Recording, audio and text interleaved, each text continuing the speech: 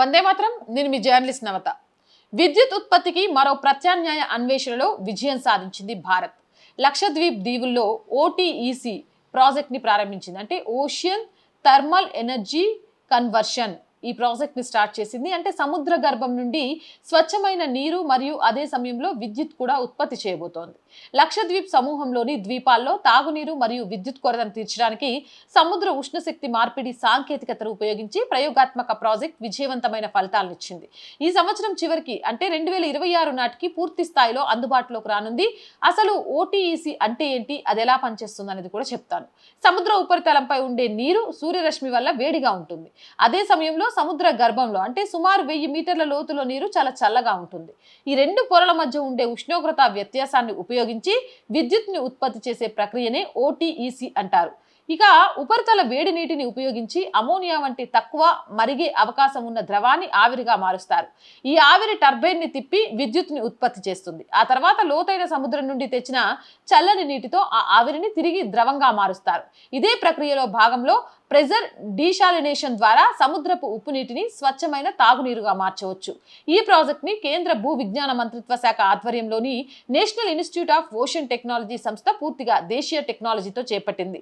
ఈ ప్లాంట్ ద్వారా రోజుకు సుమారు 1 లక్ష లీటర్ల తాగునీటిని 60 MW విద్యుత్ ని ఉత్పత్తి చేయాలని లక్ష్యంగా పెట్టుకున్నారు. లక్షద్వీప్ రాజధాని కవరత్తిలో ఈ పైలట్ ప్రాజెక్ట్ ని ఏర్పాటు చేశారు. ఇక ఈ ప్రాజెక్ట్ వల్ల లక్షద్వీప్లకు ప్రయోజనం ఏంటి అనేది కూడా చెప్తాను. ప్రస్తుతం లక్షద్వీప్ లో విద్యుత్ ఉత్పత్తి కోసం డీజిల్ జనరేటర్లను వాడుతున్నారు. ఓటీఈసీ ద్వారా స్వచ్ఛమైన విద్యుత్ మరియు మంచినీరు అందడం వల్ల కాలుష్యం తగ్గుతుంది.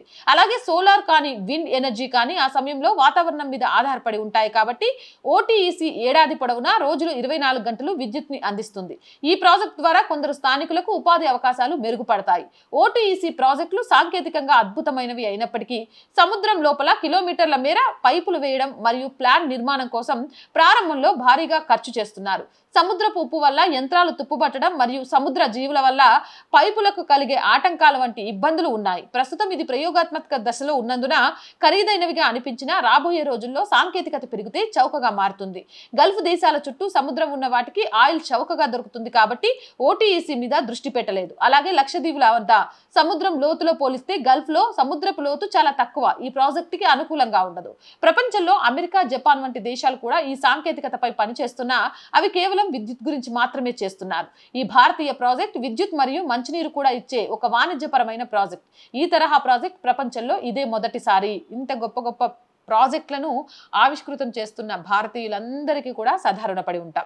జై హింద్, జై భారత్. మోర్ వీడియోస్ కోసం R group of channels, R voice, R political, R Sanskriti 3 channels ని సబ్స్క్రైబ్ చేయండి. అలాగే కంటెంట్ బాగుంది అనిపిస్తే లైక్ చేయండి, షేర్ చేయండి.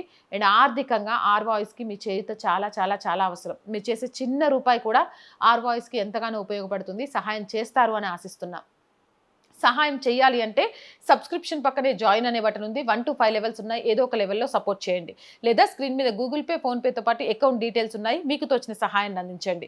వ్యాపార ప్రకటనల కోసం 8328500576 నెంబర్ని సంప్రదించండి. జై హింద్, జై భారత్.